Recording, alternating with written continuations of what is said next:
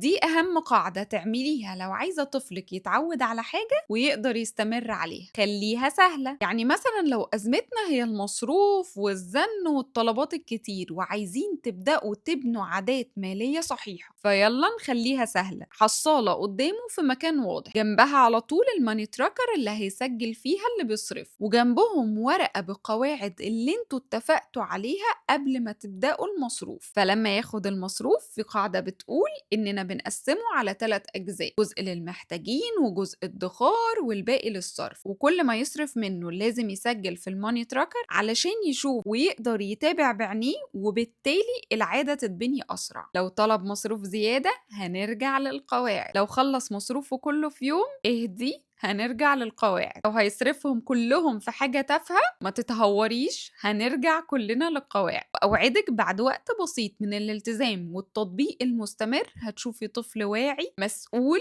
ومش هيكون في خناقات كتير على الحوار ده إن شاء الله. الحصالة والبلانر اللي جواها الماني تراكر موجودين على الويب سايت بأوفر خطير هيخلص قريب.